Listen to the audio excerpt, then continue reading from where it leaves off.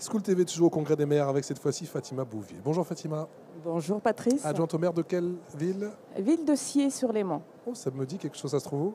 Elle se trouve entre Évian et, pour les grosses villes, on va dire Évian-Annecy. Où il fait bon vivre, où il y a de l'air un petit peu... Il n'y a pas que de l'air frais à Paris.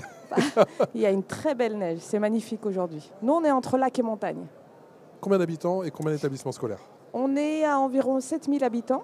D'accord. Nouveau recensement, donc on se mettra à jour. Et établissements scolaires, on en a 2. Avec quelle équation particulière quand il s'agit d'en revenir justement à l'éducation de nos enfants?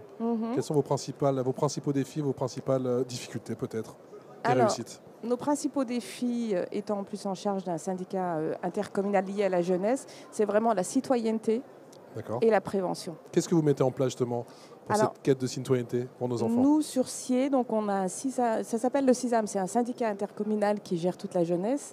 Et on se fait un point d'honneur à emmener tous les enfants de CM2.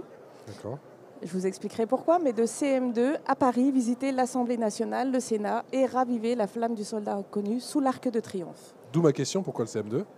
Alors voilà, pourquoi CM2? Simplement parce que CM2, c'est la fin du cycle élémentaire. C'est presque l'entrée au collège. Les enfants sont encore sous, on va dire un peu... l'autorité, entre guillemets, des parents. On fait une soirée de restitution. Et à cette soirée de restitution, on arrive à toucher les parents, les frères et sœurs, les grands-parents et les enfants de CM2. Ce qui permet de diffuser l'information à tout le monde. Et quel retour d'expérience? Qu'est-ce qu'ils vous disent, les enfants? On dit souvent que les enfants ne sont pas forcément intéressés. Ils attendent ça. Quel est leur regard quand ils découvrent les institutions? Ah non, ils attendent ça avec impatience et ils sont heureux, ils sont fans, quoi. Ils sont fans, ils posent des questions? Beaucoup. Ils préparent. C'est pas qu'ils posent des questions. Déjà, il y a une belle préparation dans les écoles. On a les parlementaires qui viennent dans les écoles les visiter dans un premier temps. Donc, ils préparent vraiment leur sujet. On a des institutrices qui sont exceptionnelles. On a vraiment sur les 3 communes des institutrices exceptionnelles. Et quand ils arrivent là-bas, nous, à chaque fois, on les accompagne, mais on est complètement... on est fans aussi parce qu'ils adorent les visites et vraiment, ils ont des questions, ils sont intelligents.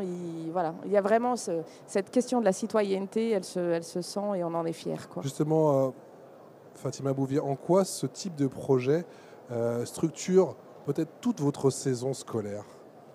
Alors, en quoi la structure? Alors, pour le coup, c'est le fil conducteur.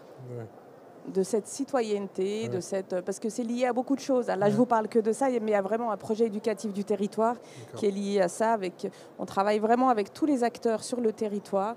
Et le fil conducteur, c'est cette citoyenneté, c'est ce respect, c'est cette prévention pour que vraiment faire ce lien, parce qu'on est aussi en charge des crèches. Donc c'est vraiment le lien entre l'enfant dès la petite enfance jusqu'au lycée. Et c'est ce fil conducteur. Et on peut commencer pour les tout petits en crèche? Ah, bien sûr, on les emmène pas à l'Assemblée nationale.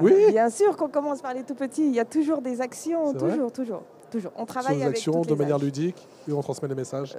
Complètement, on travaille, il y a vraiment une pédagogie, on travaille avec les directrices de crèche, avec les personnes qui sont autour des enfants. Et vraiment, il y a ce lien surtout qui se fait entre la crèche et l'école. Et après l'élémentaire, parce qu'on travaille aussi avec le collège. Donc voilà, à chaque fois, il y a des maillons qui sont raccrochés. Et là, la nouveauté, c'est que on n'avait pas ce temps méridien, le temps vraiment du midi.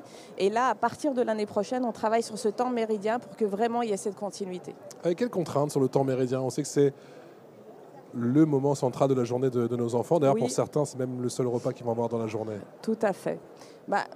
Alors ce temps-là, il est un peu particulier parce qu'il faut savoir et amener du contenu sur ce temps-là et laisser l'enfant tranquille parce qu'il a besoin de se reposer. Vous n'êtes pas sans savoir qu'aujourd'hui, les parents, surtout dans notre région, je ne sais pas dans d'autres régions, mais on est une région frontalière, les parents partent travailler très tôt, ils rentrent très tard. L'enfant est pratiquement toute la journée à l'école. Et si on ne lui apporte pas cet apport, en tout cas, on fait en sorte de lui apporter tout ce qu'il faut, autant que ce soit du repos, que ce soit des activités, que ce soit de la prévention. On essaye vraiment de faire un gros travail avec les enfants. Vraiment avoir ce fil conducteur. On est conscient des difficultés que les enfants peuvent rencontrer, que les parents peuvent rencontrer. Et on se fait un point d'honneur à les accompagner. Avec une attention toute particulière sur le péri et sur l'extrascolaire? Toujours. Autrefois, c'était que de l'animation.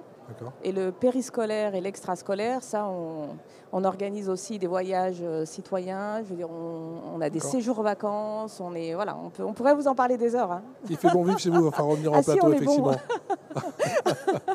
Merci infiniment, Fatima. Merci Patrice, merci beaucoup. Merci, plaisir.